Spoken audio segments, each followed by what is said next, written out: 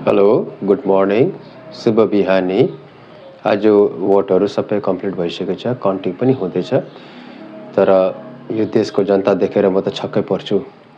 यो राम्रो नराम्रो नछुटाउने जनताहरू एउटा लहरमा बग्ने।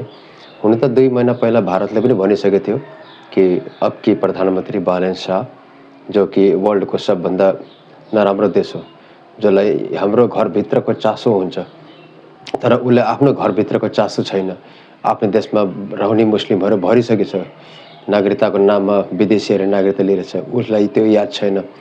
तर हाम्रो देशको राजनीतिमा उसलाई धेरै चासो छ। किन नहोस् त? उसको आधा जनता हाम्रो देशमा घुसाएर राखेको छ। नेपालमा कचडा घुसाइदिएको छ। बोर्डर खुल्ला छ अनि दुनियाँभरको तस्कर आतंकवादी सब घुसेको छ। आज मैले देखेको अनुसार चाहिँ मैले नै देखेँ आँखाले प्रष्ट, भारतमा हुने आधार कार्ड हुने मान्छेहरू पनि नेपालमा आएर नागरिकता लिएको छ र नागरिकताको आधारमा आज भोटिङ पनि गरेको मैले देखेँ। खैर त्यो कुरा आफ्नो ठाउँमा छ, तर बुढापाका पुराना पार्टीहरूलाई जस प्रकारले यिनीहरूले फ्याँकेको छ जनताले, धेरै खुसी लाग्यो, बहुत राम्रो हो। तर के हामी विवेकशील प्राणी हो? किनभने एउटा कुलमान घिसिङ जस्तो मान्छे जसले प्रत्यक्ष प्रमाण दिएर नै काम गरेको छ, कुनै पार्टीले जस्तो गरेको छैन कि म भोलि यो बाटो बनाउँछु मलाई भोट दे, ठिक छ। तर त्यस्तो होइन, उसले त 18 घन्टा लोड सेडिङ खत्म गर्ने मान्छेलाई त काठमाडौँ 3 नम्बर क्षेत्रका मान्छेले हराउनु भनेको हास्यास्पद हो। राम्रो नराम्रो नछुटाउने जनताहरूले अब आउने दिनमा यिनीहरूले कठपुतली सरकारले एसएसपी पास गर्ने हो। एमसिसी पास त बुढापाकालाई गराइसकेको छ। अब यी पास गराउनुको लागि यिनीहरूले कठपुतलीलाई बनाएर राखेको छ। अब हेर्दै गर्नुहोस्, देशको दुर्भाग्य हो या जनताको कुबुद्धि हो। आज जनताले जुन प्रकारको भोटिङ गरेको छ, यो एउटा लहरको भोटिङ। यसले यही बुझिन्छ नेपालमा राष्ट्रियता छैन।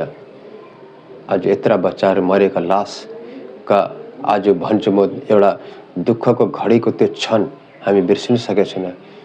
तर त्यो नौटङ्कीबाज सरकार कति दिनसम्म टिक्ने हो त्यो मलाई थाहा छैन। तर यहाँको जनताले चाहिँ यस्तै नौटङ्कीबाज सरकारहरू बनाउँदै गर्ने रहेछ।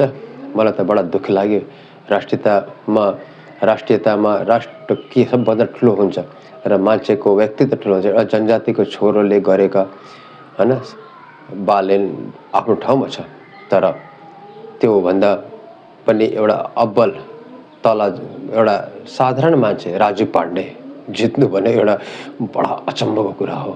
राजु पाण्डे जस्तो मान्छे जितिन्छ भने भोलि देशका भविष्य कहाँ रहन्छ? धन्यवाद। हवस्, जय नेपाल।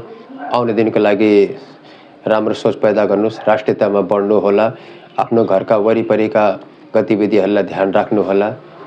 जय नेपाल।